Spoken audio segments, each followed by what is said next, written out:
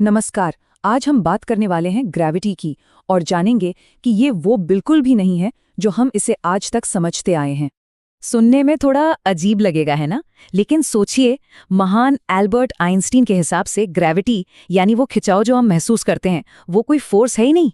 तो सवाल ये है कि आखिर ये कैसे मुमकिन है। इसे समझने के लिए हमें आइंस्टीन के उस एक ख्याल तक जाना होगा जिसे वो अपनी जिंदगी का सबसे खुशनुमा ख्याल कहते थे। और वो ख्याल क्या था?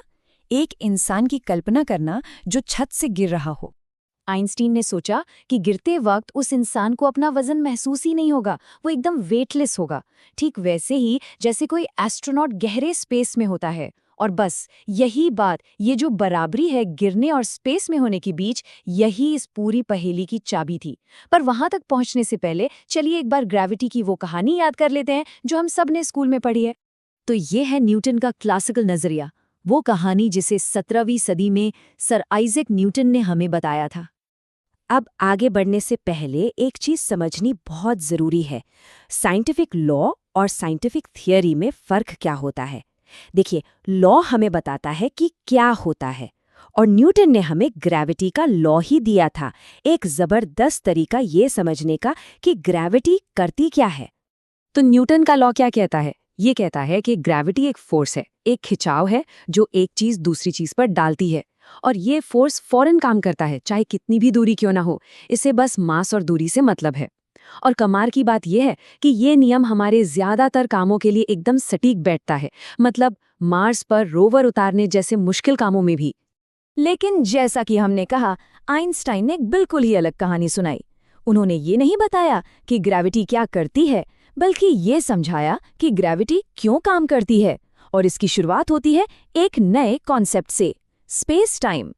आइंस्टीन ने कहा कि स्पेस यानी जगह के 3 डायमेंशन और टाइम यानी वक्त का एक डायमेंशन, ये अलग अलग नहीं है, बल्कि ये एक ही चादर, एक ही ताने बाने में बुने हुए हैं। और इसी 4 डायमेंशनल चादर को उन्होंने नाम दिया स्पेस टाइम। तो अब आती है सबसे जरूरी बात। आइंस्टाइन के मुताबिक भारी चीजें जैसे सूरज या धरती कोई फोर्स या खिंचाव नहीं पैदा करती। नहीं, वो असल में अपने वजन से इस स्पेस टाइम की चादर को ही मोड़ देती हैं, उसमें एक झुकाव पैदा कर देती हैं। इसे समझने के लिए एक उदाहरण लेते हैं। सोचिए, 2 दोस्त हैं जो धरती के इक्वेटर पर एक दूसरे से 1000 किलोमीटर दूर खड़े हैं। अब दोनों एकदम सीधी लाइन में उत्तर की तरफ चलना शुरू करते हैं। भले वो एक दूसरे के पैरेलल चल रहे हों, लेकिन क्योंकि धरती गोल है, उसकी सतह घुमावदार है, तो वो धीरे धीरे एक दूसरे के करीब आते जाएंगे और आखिरकार नॉर्थ पोल पर जाकर एक दूसरे से टकरा जाएंगे। अब सोचिए, क्या किसी फोर्स ने उन्हें खींचा? नहीं, वो तो बस एक घुमावदार सतह पर अपनी अपनी सीधी लाइन में चल रहे थे। और यही फर्क है न्यूटन और आइंस्टीन के नजरिए में। एक तरफ न्यूटन कहते हैं कि ग्रेविटी एक फोर्स है, वहीं आइंस्टीन कहते हैं कि ये स्पेस टाइम की बनावट का नतीजा है। न्यूटन के लिए स्पेस और टाइम अलग अलग और फिक्स्ड हैं, आइंस्टीन के लिए ये एक साथ जुड़े हैं और बदल सकते हैं। न्यूटन के हिसाब से ग्रेविटी की स्पीड इन्फिनिट है, मतलब फौरन असर होता है, जबकि आइंस्टीन के हिसाब से ग्रेविटी लाइट की स्पीड से चलती है। अब जाहिर है, इतने बड़े और अनोखे आइडिया के लिए सबूत भी तो तगड़ा चाहिए था, तो आइंस्टाइन ने खुद ही इससे साबित करने का एक तरीका बताया। उन्होंने कहा, अगर ये सच है कि सूरज जैसी भारी चीज स्पेस टाइम को मोड़ देती है, तो उस मुड़े हुए स्पेस से गुजरने वाली हर चीज को मुड़ना पड़ेगा, यहां तक कि लाइट को भी। मतलब दूर के किसी तारे से आ रही रोशनी जब सूरज के पास से गुजरेगी, तो उसका रास्ता भी मुड़ जाना चाहिए। पर एक दिक्कत थी, सूरज की अपनी रोशनी इतनी ज्यादा है कि उसके पास से गुजरते तारे दिखेंगे कैसे? इसका सिर्फ एक ही तरीका था, पूर्ण सूर्य ग्रहण के दौरान।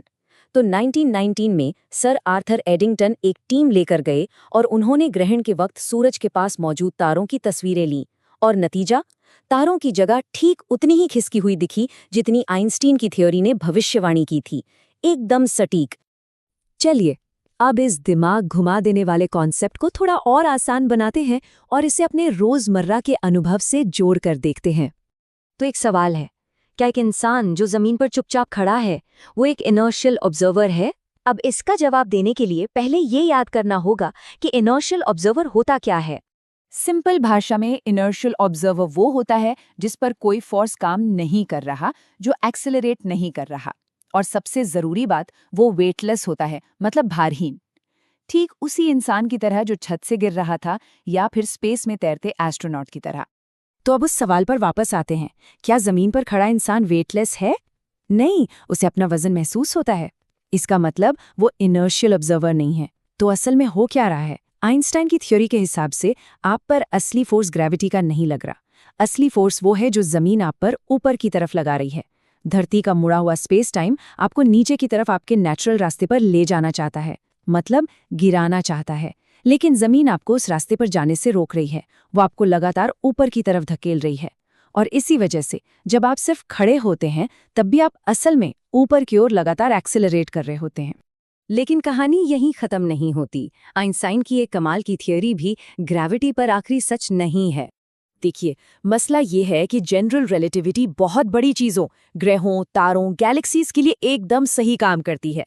और दूसरी तरफ है क्वांटम मैकेनिक्स, जो बहुत छोटी चीज़ों, एटम और उसके अंदर के पार्टिकल्स को समझाती है।